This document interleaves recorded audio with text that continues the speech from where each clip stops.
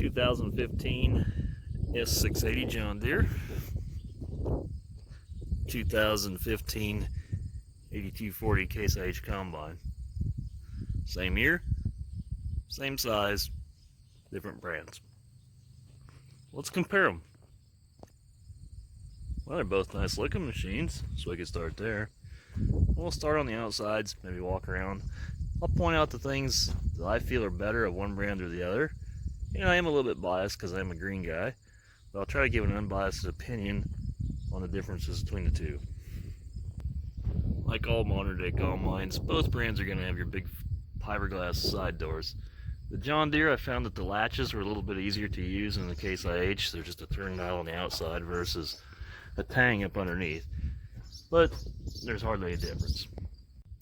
Okay, we're here on the left side of the John Deere combine. And right here, this big chain that comes around is what powers your unload auger. Up there is a cast elbow for your unload auger. Both brands are similar. Drive chain is actually larger on the John Deere than the International. And the bottom sump of your grain tank on the John Deere is stainless steel, which is not on the International. And this would be looking at the International drive system there, similar design cast elbow, and the lower end of the hopper tank. The difference of the International is this particular International has a floor auger shutoff design, which is nice because it allows you to empty out your unload auger, or you can hit it and taper off a load into a cart. That's a feature that is not available on John Deere, or at least that particular model, and I think it's something they should probably incorporate. Now here on this International, you have a lot of piping, and you have a big gearbox with a continuous shaft that goes all the way down the side into this first gearbox, which is on the back side of the feeder house. That gearbox will control speed for the feeder chain, and it makes your header variable speed as well. You can see how that box continues, goes into here, and it continues down the side of the feeder house into the front box, which drives the header. On the John Deere, they also have a large gearbox with a power shaft, if you can see it hiding in there. Comes out of this gearbox, which is what's called a 5-speed gearbox, which is a 5-speed option. That belt runs down off of that gearbox. Let's run in front of the tires now, and you can see where that runs down to. In here, and it runs along, if we open the side of the feeder house up, along here with the belt, and to your jack shaft drive, or your power unit there for your headers. In turn, the John Deere has a chain that goes up the right side of the feeder house, which actually powers the feeder house. So I'm going to give International a victory for their feeder house drive system and their CVT technology. But I'm going to give John Deere the victory on their unload facilities up here. They don't have the on and off floor tanks, but they do have a much heavier system and better built tank that's stainless steel versus just regular metal. As far as the vertical augers inside, both are about a wash. Although notoriously John Deere seems to have heavier flighting. Let's go a little lower on the left side and back to this International here. This lever here controls your chopper knives. And then there's your rotor speed. Chopper knives are not that easy to set. We'll get to the chopper in a minute. And the rotor oftentimes requires a little bit of rocking to get it in too. Right behind it, we got some big poly panels, so you can access your rotary or your concave area. These poly panels are much better designed than John Deere's, which I'll show you here in a second. They snap in, and you got a nice little over center wire clip there to hold them in place. This will be your chopper, and you can squeeze these two rings back here. And you slide that back and forth, so you use either that belt pulley or the bigger belt pulley, so your high and your low speeds. Then here on the side you have your hydraulic filters. And we have batteries in here with a master switch. And we have a toolbox. We have a step. Down here we have our fan. which is powered hydraulically off the right hand side. And we have our shaker deck operating systems here.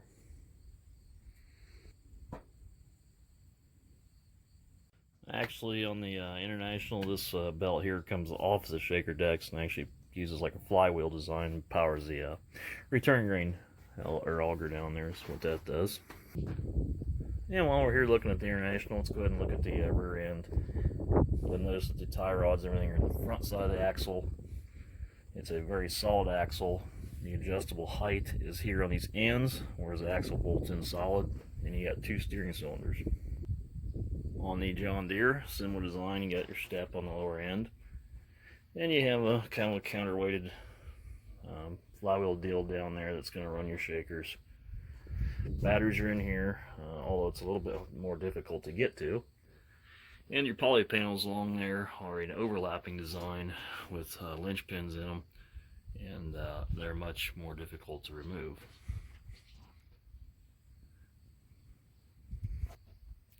And right back in here, you're going to have your rotor speed, which is belt driven on the John Deere. If you can see, it's large belt and variable sheave. And here's your rear axle, which the high-low positions in this main center box. And you have a steering cylinder similar to a farm tractor.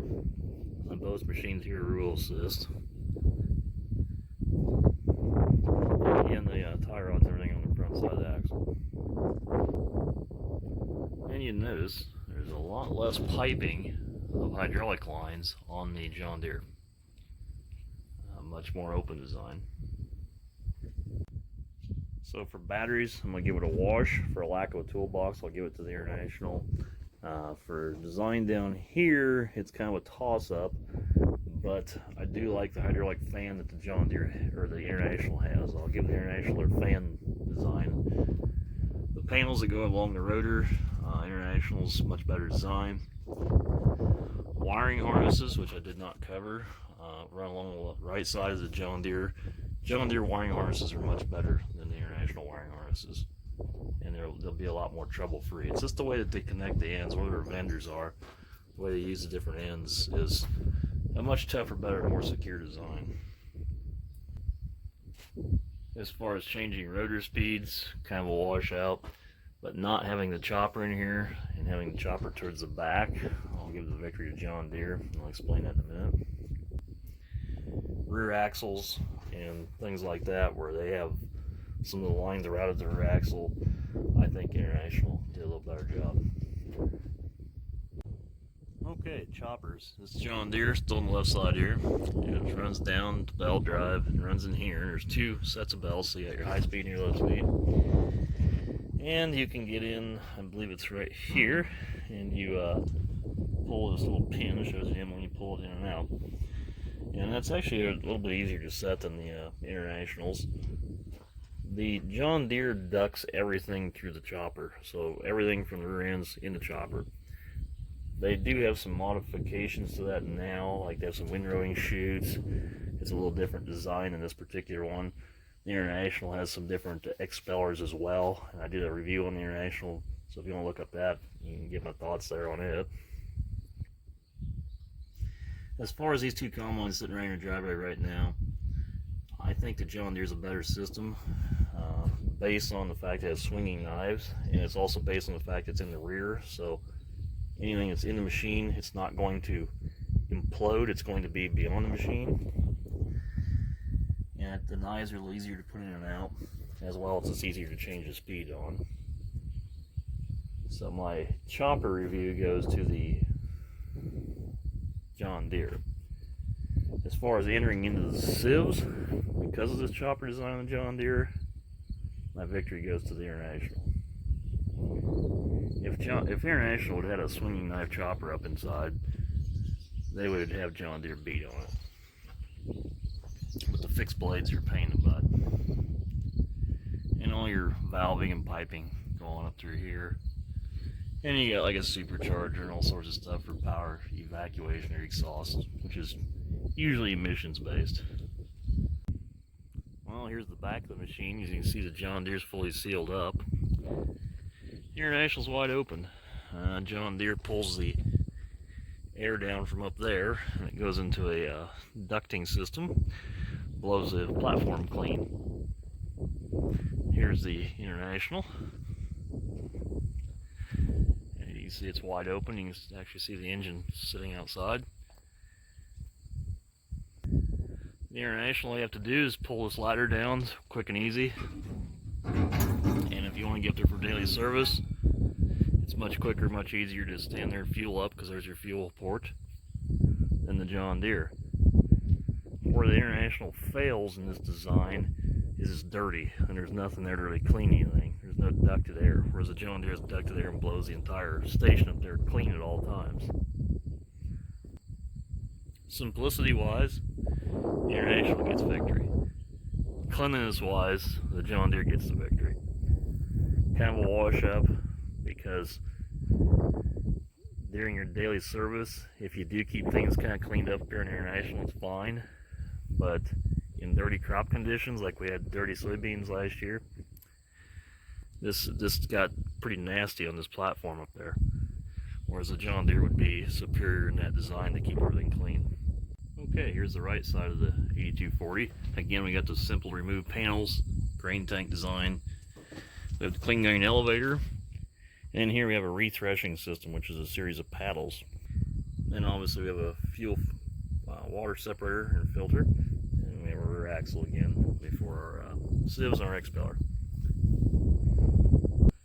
I already spoke of this hydraulic drive fan. Good design. Beats John Deere's belt-driven fan design. We have a clean grain elevator, which is on the outside of the grain tank. I spoke of that in previous videos. That is superior in every which way. And it adjusts off the top instead of the bottom. And you can see your electrical lines and everything, how they run up towards the cab.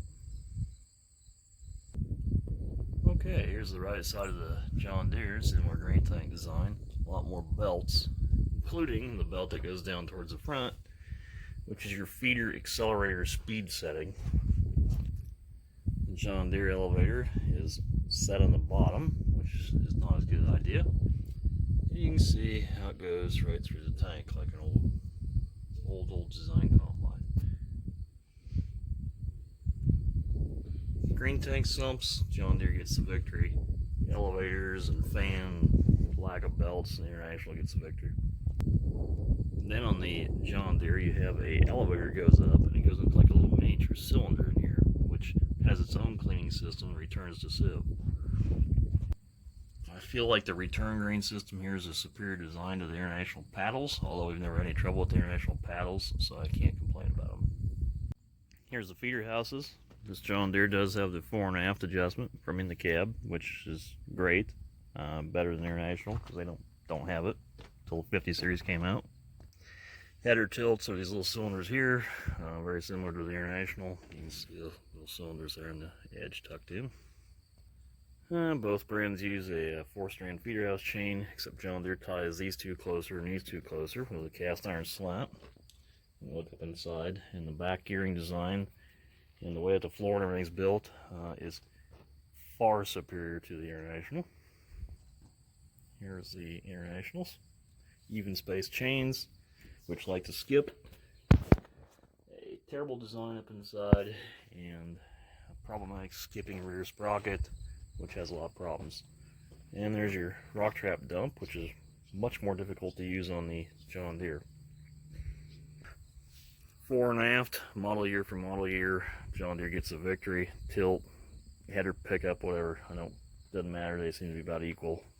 The feeder house chain design, the drive design inside, and the floor designs all go massive victory to the John Deere, yet the rock trap dump goes victory to the International. While I'm here at the back of this International, I was going to show the inside. There's a sieve area, which are self-leveling. You can see the rotor because there's no shoe augers, and you can see the chopper right there. The chopper, good design and simplicity, bad design in the fact it lacks swinging blades. Self-leveling sieve gets the victory, and lack of shoe augers gets the victory on simplicity, but unless you go downhill a lot, which the grain does have a tendency to pile up. This beater system back here to spread stuff. Mixed emotions on it on this particular model, but they do sell additional options, so I really won't review it. John Deere steps are a little bit narrower. This is a 600 series, which got redesigned in the 700s. But the 600s were similar to the tractors, that their little wing here, which has your air conditioning, everything on it. I like the air conditioning down here. It's nice and handy. I absolutely hate John Deere's lack of a throttle. This is a Pro Drive, so we have 2 presets. That's a victory over the Internationals, stop and shift. And your wheel assist right here. And your header and your separator on right here. Then you have your multi-controller handle, which is not near as nice as the Internationals. But again, they have massively changed that in the 700 series. The International did add a similar to a Pro Drive in their 50 series. As for visibility, the way that the John Deere contours these up at an angle, and the way they bring their auger head is better than the International. You'll see here in a sec how the International has AC up here, and their radio's about the same. I do like their air vents in the ceiling. The International has them as well as the International has a few down towards the floor. John Deere's a little bit wider inside the cab. I feel like the visibility is a little bit better. And then John Deere's, or the International's got a little bigger console.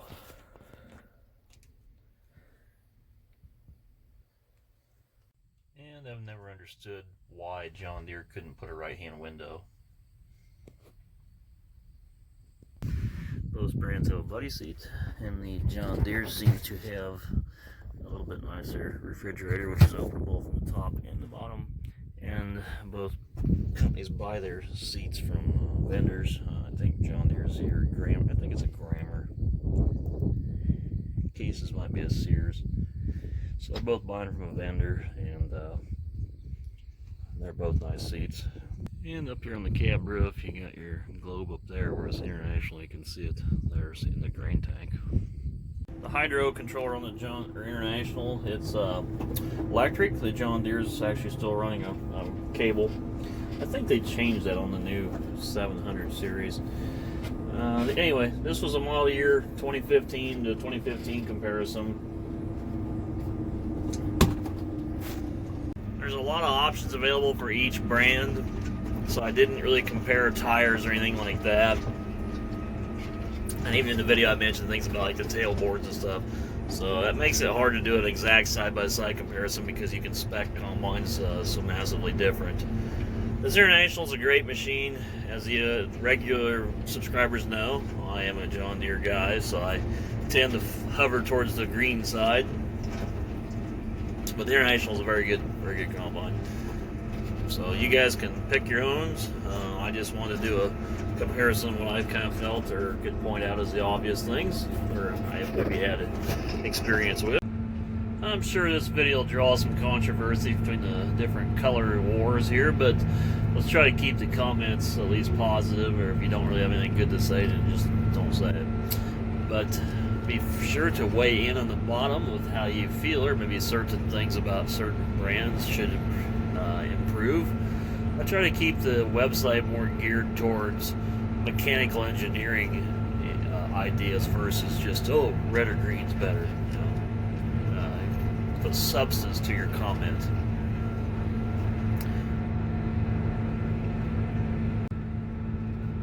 And if you're a regular subscriber to the channel, why was that S680 out there? Maybe it was just new to the video.